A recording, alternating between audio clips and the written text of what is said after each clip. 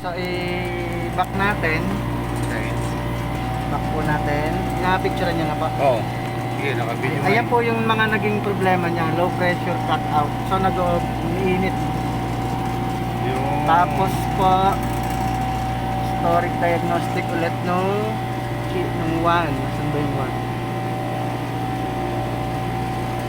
Saan ba yung 1? Ayun, circuit 1. Ayun. Ayan. Sana yung circuit 1. At puro circuit ko lumalabas. Ayun. Dahil lumabas ng circuit 1. Report. Historic diagnostic. Ito.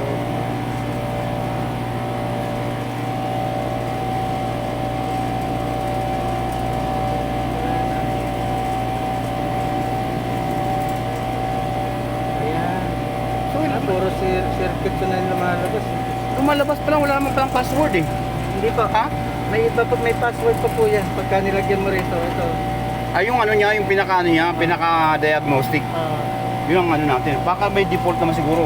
Mayroon normally kasi. Tatry muna natin. Kaya nga po, normally kasi. Dali mo yung laptop mo. Huwag tayo yung laptop. Balikin natin bukas. Sige. Kasi normally kasi, pag mayroon kasi, minsan, enter mo lang, papasok na eh. Pag hindi binago yung default nila na password.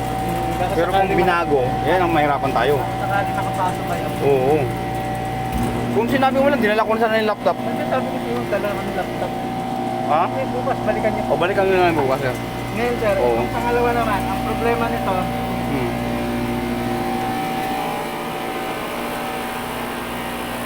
Ikaw si Randall, sir. susunod natin to pag nagtagumpay tayo dyan. Ayan, nag-a-alarm din siya. Oo. Hindi rin gumagana to? May fault din? Hindi, opo, pero gumagana isang ano niya, circuit niyan. Mm. Di ba ano po ito, sir, low pressure? Hindi po, ayan ang communication loss. Communication loss.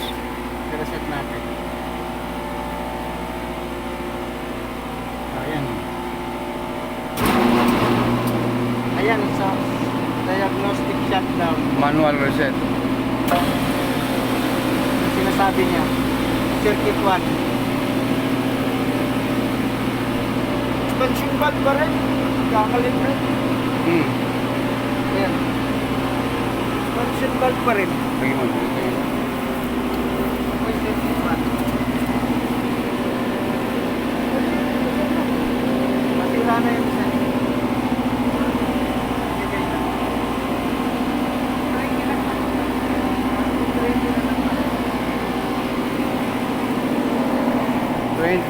Ito, sa Renry, ito. Ito po. Anong sira niyan? Hmm? Kaya tatlo agad itong problema mo. Oo nga. O, pag nagawa natin yung isa niyan, sapul-sapul na yan. Tama po. Pag-aaralan natin yan. Tama. Dito naman ako, pagtulungan natin. Oo, sige, tama. Yan. Sige, nagano po. Oo. Ang nagraran yung circuit 2. Oo. Pinaka-stop po yung circuit 1. Hello? Ayun po yung circuit 1. Ayun nagsira niya. Ito yung discharge pressure. Oh, transducer. Yan. Ito po yung sa kabila. Yung 1. Transducer? Ay, ito yun.